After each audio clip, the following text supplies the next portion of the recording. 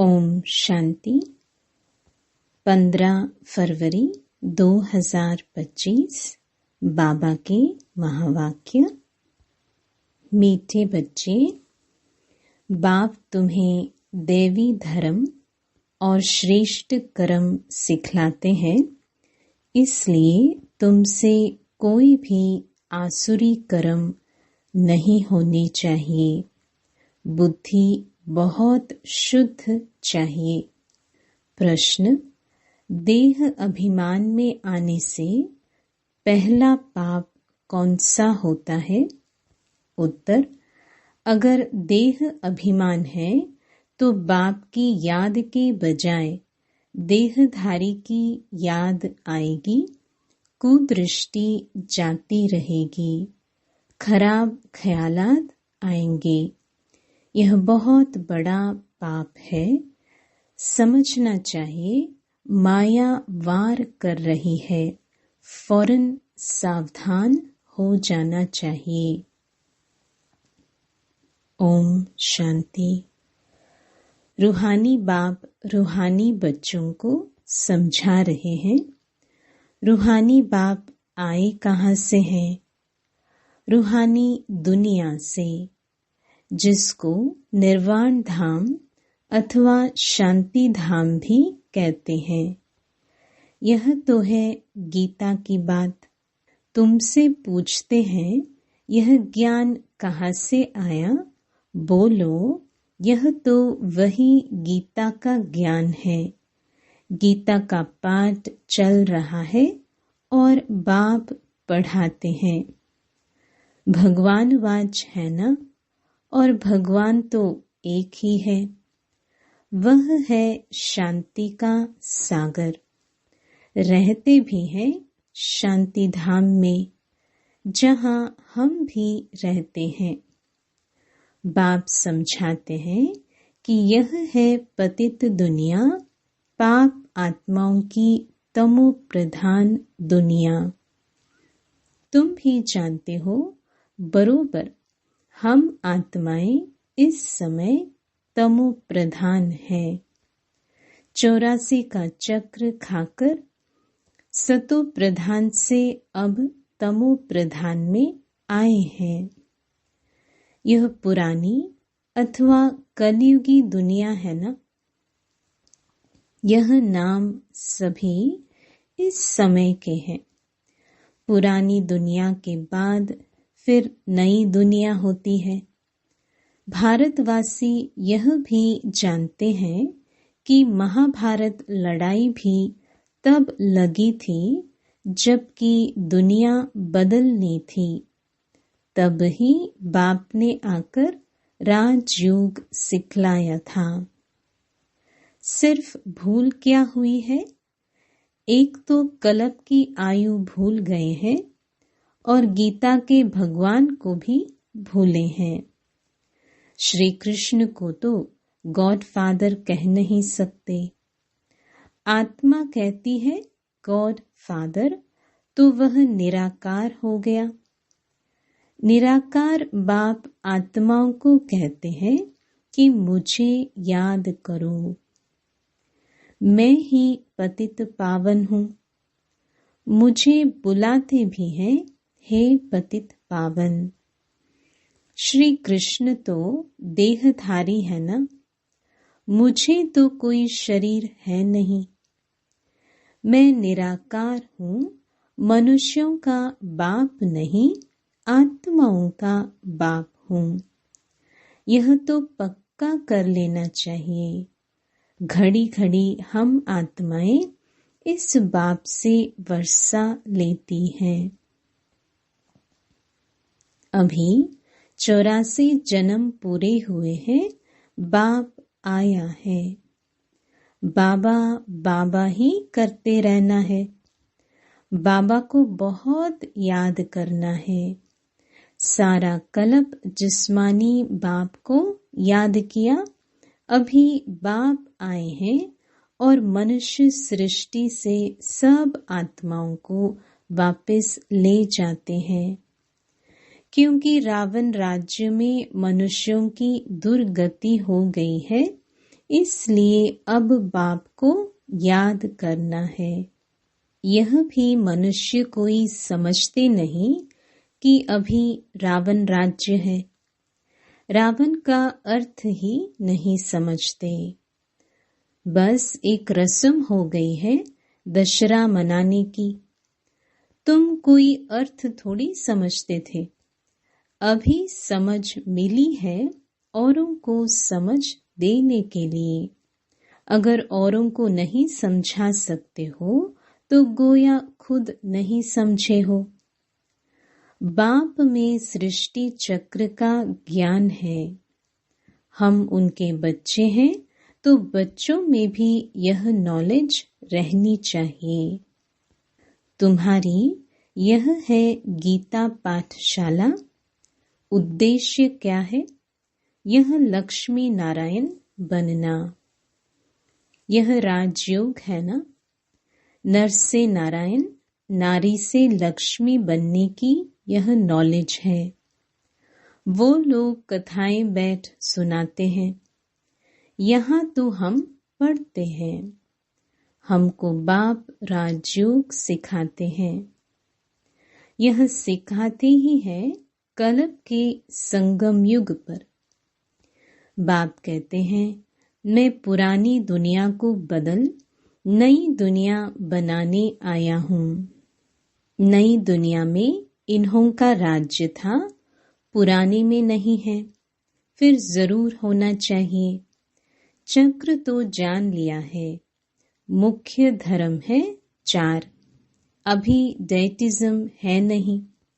दैवी धर्म भ्रष्ट और दैवी कर्म भ्रष्ट बन पड़े हैं।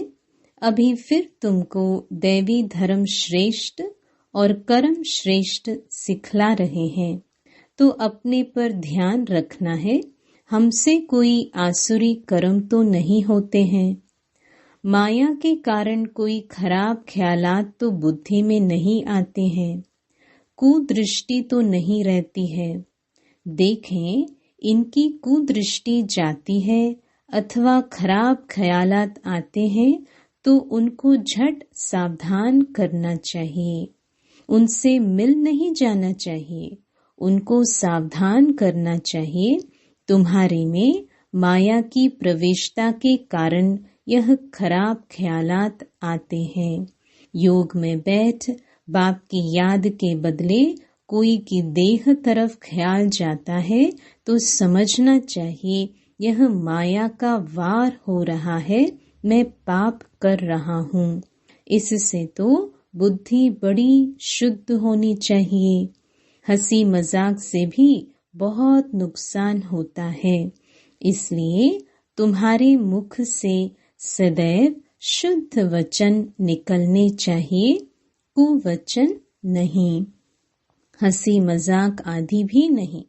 ऐसे नहीं कि हमने तो हंसी की, वह भी नुकसान कारक हो जाती है।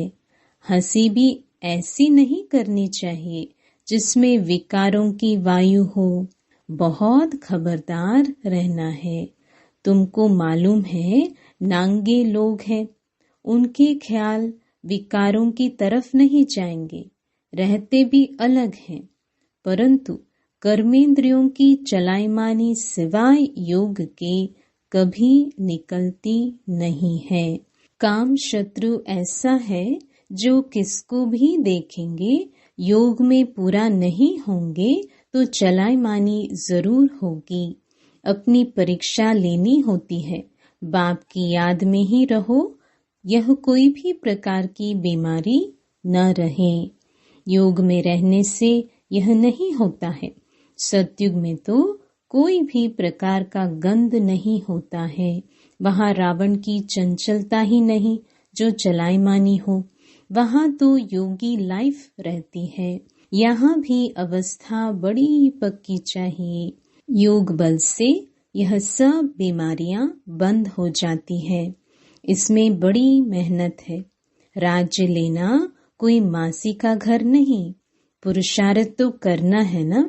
ऐसे नहीं कि बस जो होगा भाग्य में सो मिलेगा। धारणा ही नहीं करते गोया पाई पैसे के पद पाने लायक है।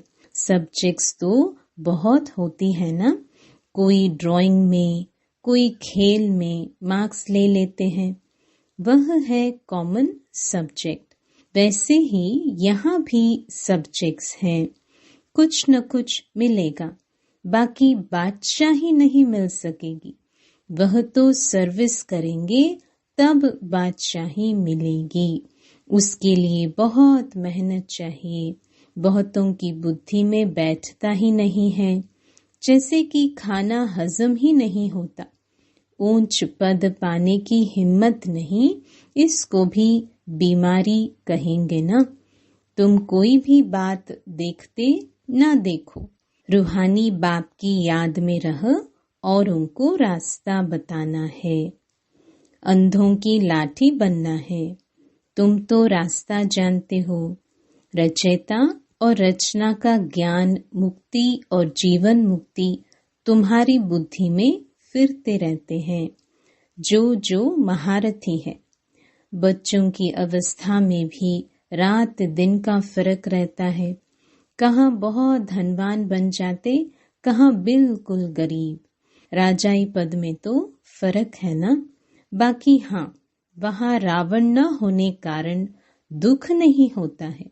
बाकी संपत्ति में तो फर्क है। संपत्ति से सुख होता है। जितना योग में रहेंगे उतनी हेल्थ बड़ी अच्छी होगी। मेहनत करनी है। बहुतों की तो चलन ऐसी रहती है जैसे अज्ञानी मनुष्यों की होती है। वह किसका कल्याण कर नहीं सकेंगे। जब इम्तिहान होता है तो मालूम पड़ जाता है कि कौन कितने मार्क्स से पास होंगे। फिर उस समय हाय हाय करनी पड़ेगी। बाप दादा दोनों ही कितना समझाते रहते हैं। बाप आए ही हैं कल्याण करने। अपना भी कल्याण करना है तो दूसरों का भी करना है। बाप को बुलाया भी है कि आकर हम पतितों को पावन होने का रास्ता बताओ। तो बाप श्रीमत देते हैं, तुम अपने को आत्मा समझ देह अभिमान छोड़ मुझे याद करो। कितनी सहज दवाई है। बोलो, हम सिर्फ एक भगवान बाप को मानते हैं।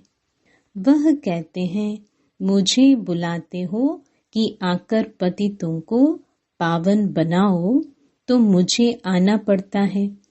ब्रह्मा से तुमको कुछ भी मिलना नहीं है। वह तो दादा है, बाबा भी नहीं। बाबा से तो वर्षा मिलता है, ब्रह्मा से थोड़ी वर्षा मिलता है। निराकार बाप इन द्वारा अडॉप्ट कर हम आत्माओं को पढ़ाते हैं, इनको भी पढ़ाते हैं। ब्रह्मा से तो कुछ भी मिलने का नहीं है। वर्षा बाप से ही मिलता है। इन द्वारा देने वाला एक है, उनकी ही महिमा है।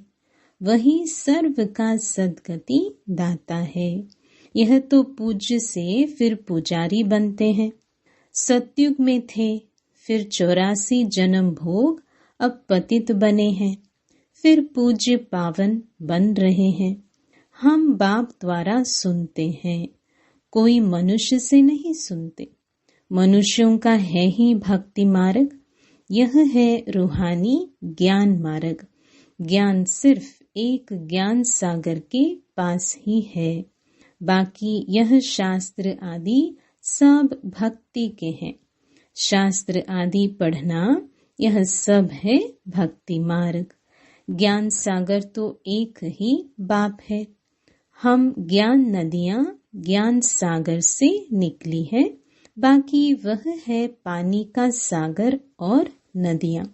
बच्चों को यह सब बातें ध्यान में रहनी चाहिए।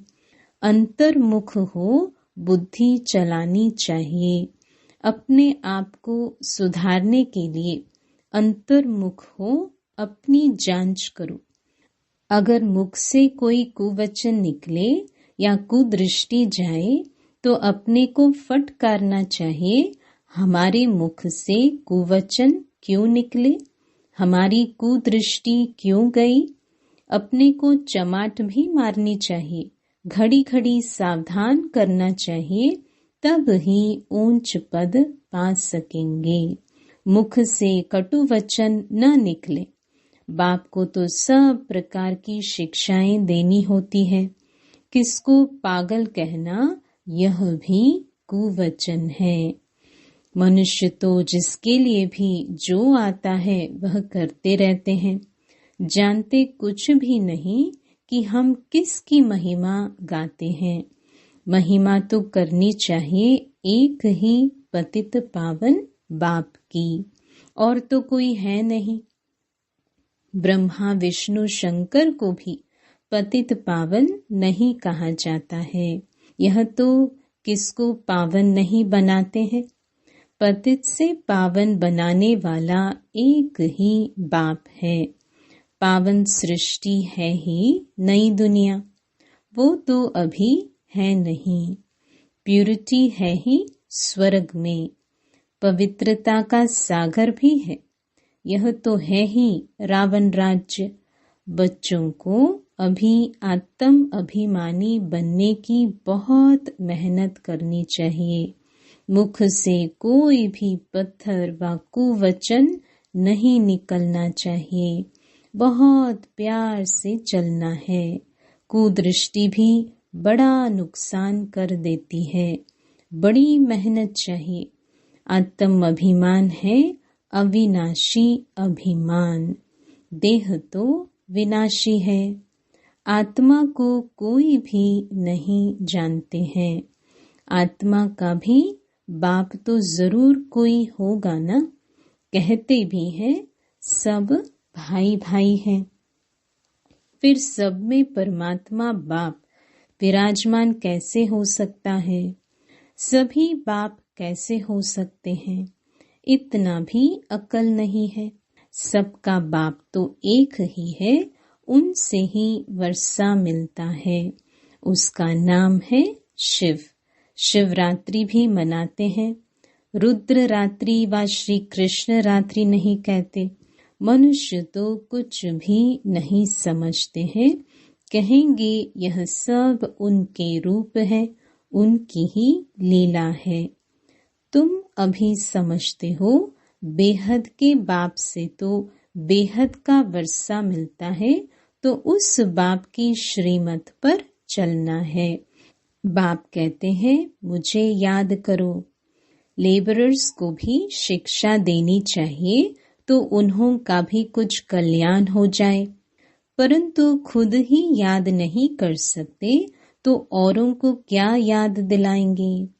रावण एकदम पतित बना देते हैं, फिर बाप आकर परिस्तानी बनाते हैं। वंडर है ना, कोई की भी बुद्धि में यह बातें नहीं है। यह लक्ष्मी नारायण कितना ऊंच परिस्तानी से फिर कितना पतित बन जाते हैं। इसलिए ब्रह्मा का दिन ब्रह्मा की रात गाई हुई है। शिव के मंदिर में तुम बहुत सर्विस कर सकते हो। बाप कहते हैं तुम मुझे याद करो। दर दर भटकना छोड़ दो। यह ज्ञान है ही शांति का। बाप को याद करने से तुम सतो प्रधान बन जाएंगे। बस यही मंत्र देते रहो। कोई से भी पैसा नहीं लेना चाहिए जब तक पक्का न हो जाए। बोलो, प्रतिज्ञा करो कि हम पवित्र रहेंगे, तब हम तुम्हारे हाथ का खा सकते हैं, कुछ भी ले सकते हैं। भारत में मंदिर तो बहुत ढेर हैं। फॉरेनर्स आदि जो भी आए उनको यह संदेश तुम दे सकते हो कि बाप को याद करो। अच्छा, मीठे मीठे सिक्की लधे बच्चों प्रति माता पिता बाप दादा का याद प्यार और गुड मॉर्निंग। रूहानी बाप की रूहानी बच्चों को नमस्ते। धारणा के लिए मुख्य सार। पहला, कभी भी ऐसी हंसी मजाक नहीं करनी है जिसमें विकारों की वायु हो। अपने को बहुत सावधान रखना है, मुख से कटु वचन नहीं निकालने हैं। दूसरा, आत्म अभिमानी बनने की बहुत बहुत प्रैक्टिस करनी है। सबसे प्यार से चलना है, कुदृष्टि नहीं रखनी है। कुदृष्टि जाए तो अपने आप को आपे ही सजा देनी है। वरदान, निरंतर याद और सेवा के बैलेंस से बचपन के नाज नखरे समाप्त करने वाले वानप्रस्थी भव। छोटी छोटी बातों में संगम के अमूल्य समय को गंवाना बचपन के नाज नखरे हैं। अब यह नाज नखरे शोभते नहीं। वानप्रस्थ में सिर्फ एक ही कार्य रह जाता है, बाप की याद और सेवा। इसके सिवाय और कोई भी याद न आए। उठो तो भी याद और सेवा, सो तो भी याद और सेवा। निरंतर यह बैलेंस बना रहे। त्रिकालदर्शी बनकर बचपन की बातें व बचपन के संस्कारों का समाप्ति समारोह मनाओ, तब कहेंगे वानप्रस्थी। स्लोगन, सर्व प्राप्तियों से संपन्न आत्मा की निशानी है संतुष्टता। संतुष्ट रहो और संतुष्ट करो। अव्यक्त इशारे, एकांत प्रिय बनो, एकता और एकाग्रता को अपनाओ। एकांत एक तो स्थूल होती है, दूसरी सूक्ष्म भी होती है। एकांत के आनंद के अनुभवी बन जाओ तो बाहर मुक्ता अच्छी नहीं लगेगी। अव्यक्त स्थिति को बढ़ाने के लिए एकांत में रुचि रखनी है। एकता के साथ एकांत प्रिय बनना है। ओम शांति।